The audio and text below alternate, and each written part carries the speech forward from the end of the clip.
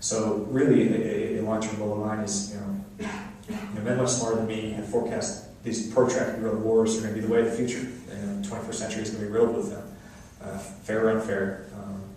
So 20, 30 years down the road, some cheeky young platoon leader is getting, I'm sure PowerPoint will still exist, and he's getting all these briefings about,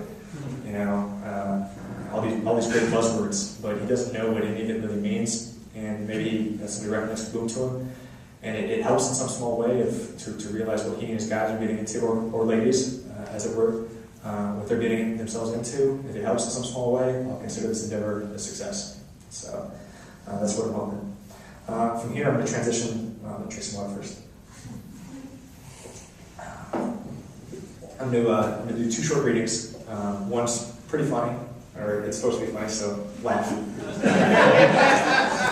And one is not so funny, and it's kind of that Star Trek exposition in our day-to-day lives that I'm talking about. This first one, I do want to preface this by saying that I don't view my book as anti-authority. I really don't. There were senior leaders at the brigade level and that I really respected the hell out of. Really, really sharp guys, really on top of it, really wanting to know what was going on the ground, and knew when to pat us on the butts and knew when to scream at us.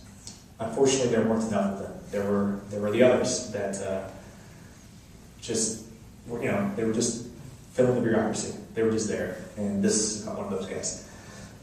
Named Major Mo from, yes, I brought the name from Three Stooges.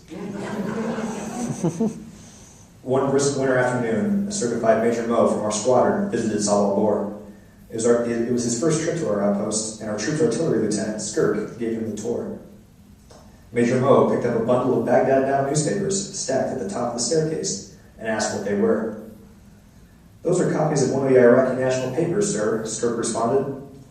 Major Mo was confused and let it be known. "Why are they here? Why aren't they being distributed?" "We do distribute them, sir. Every patrol that goes out picks up a stack and distributes them to the locals and to the Iraqi security checkpoints." "That's excellent to hear." Major Mo responded in classic Major Mo fashion, lips puckered, chin protruded, arms crossed, nodding the all-knowing nod that was supposed to convey male dominance. He continued speaking. "I assume you're gathering the atmospherics of this distribution." Skirk replied like most well-informed individuals would in such a circumstance. "Huh?" Staff Sergeant Boondock and I were sitting nearby at the computers and could not help but openly eavesdrop at this point. Why yes, of course, Major Mo continued. "Atmospherics. We need to check on the local nationals to ensure they are reading all the articles in the newspaper." Staff Sergeant Boondock arched his eyebrows and turned towards me. "Can most of these Iraqis read?" he whispered. "Fuck no," I whispered back. "Not here." There were many hot, dusty towns between the 2 rivers, the Euphrates and the Tigris, and none of them contained a very educated populace anymore. Most of the learned had escaped to the cities or fled the country entirely. The global media called it the Iraqi diaspora. Salo Bor was no exception. Unfortunately, the newspapers we distributed were intended for a very small minority. Skirk eventually spluttered out a reply. "Why would we... May I ask why, sir?" "Because it's important to find out if they're reading them, that's why. Like this article here." Major Mo's fingers slammed down on the newspapers and pointed at Arabic words. "What is this article about?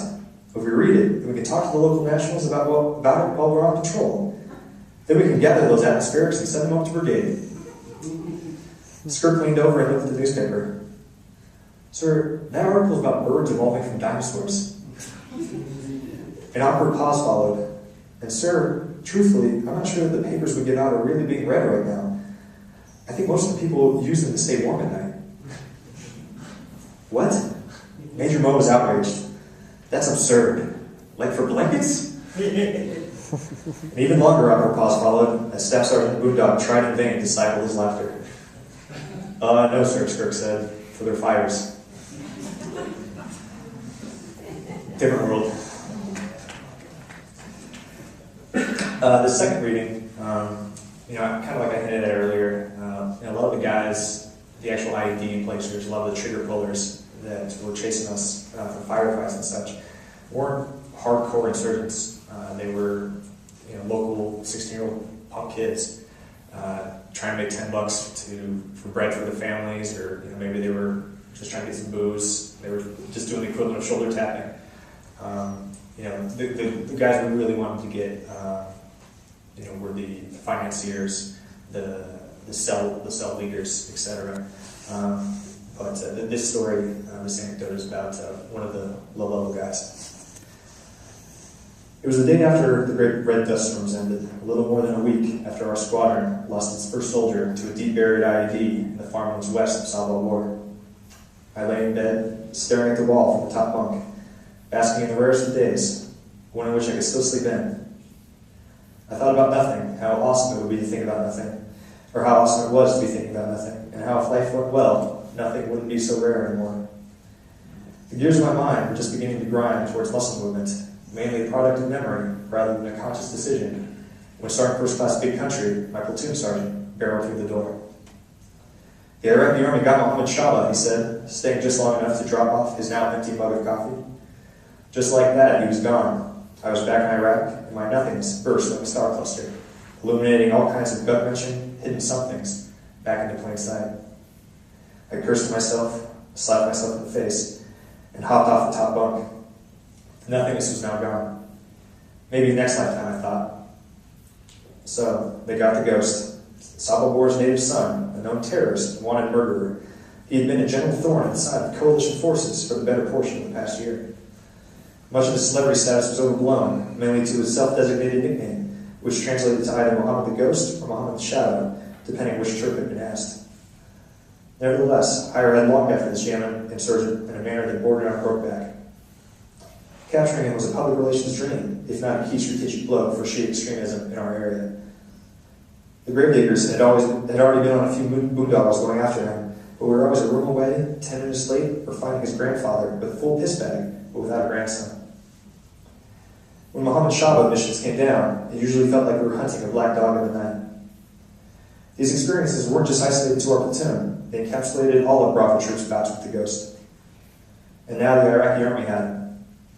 Sure, I was shocked, but good for the IA. That was what we were aiming for, after all, the self-sustaining Iraqi security force. Yawning noisily, I strolled out of our room and into the main foyer of the combat outpost. Captain Whiteback and a few of the soldiers from headquarters platoon were heading out of the front door, en route to the IA compound to tactically question the ghost and his fellow detainees. I bumped into Lieutenant Virginia Slim, who was coming up the stairs and taking out his helmet. He'd just been over with the IAs. Dude, he said, you should head over and check these guys out. Why? I didn't really feel compelled to put on my gear. I was more interested in grabbing a few banana nut muffins and seeing if there were any pieces of bacon left. Did the CEO say he needed me? Nah, I just thought you'd appreciate the scene, he said. They're just a couple of scared punk teenagers. We probably could have had them months ago if we set up a trap with Xboxes, a few porn mags, and some pounds of weed. We laughed, and I sauntered towards the pantry. I rubbed the stubble of my face. I should probably shave, too, I thought. It had been a few days.